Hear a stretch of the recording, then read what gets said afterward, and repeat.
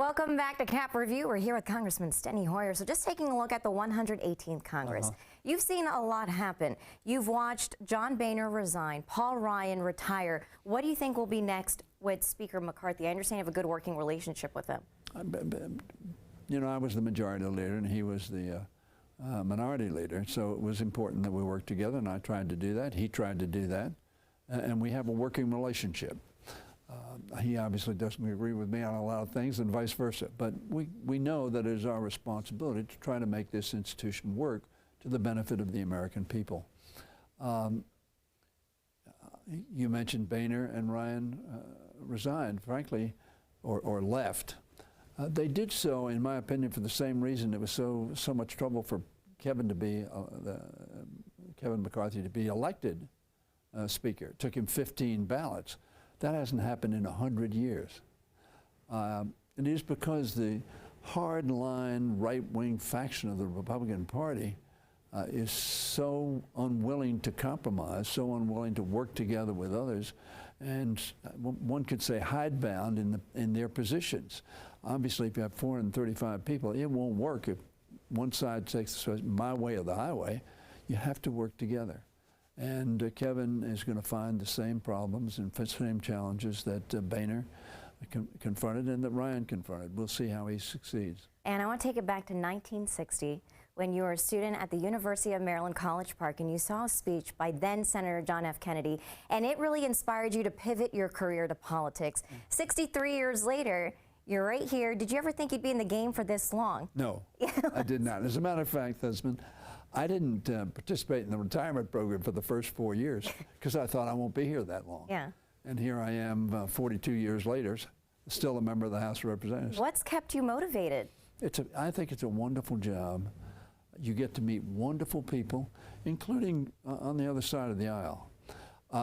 But you get to engage on behalf of your neighbors and friends to solve some of their problems, both in a specific sense, a Social Security benefit, a VA benefit, or something of that nature, or a general sense, investing in education, investing in infrastructure, investing in jobs and wages and wealth and security for people.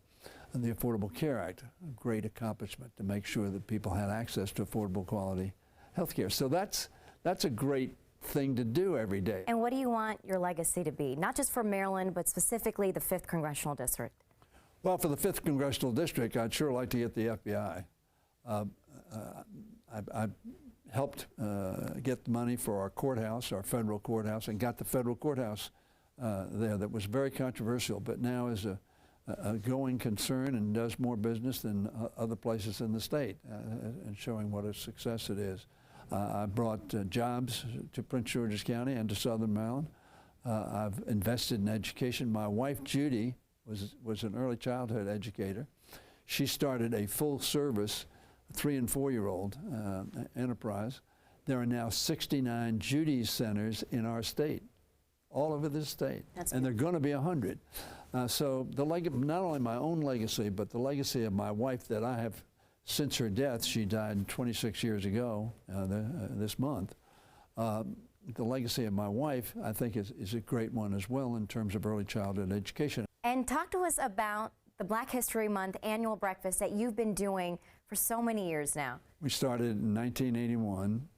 The black community has been particularly important in my career because it's been the black community in a district that, as I told you, voted for George Wallace, that elected me. Why? Because I got an overwhelming vote out of the black community, 8-1, 9-1. And I've had a very close working relationship with the black community since then.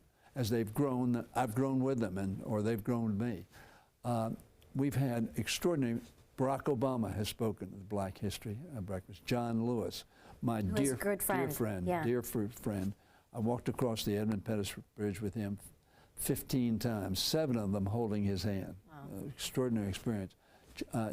John Lewis, Hakeem Jeffries, Wes Moore is speaking, the new governor, the historic governor, the only black governor in America today, is speaking on February 25th at our Black History Breakfast this year. And we're looking forward to what he's going to have to say. All right, Congressman Steny Hoyer, thank you so much for joining us on Capitol Review and for your time. Thank you so much.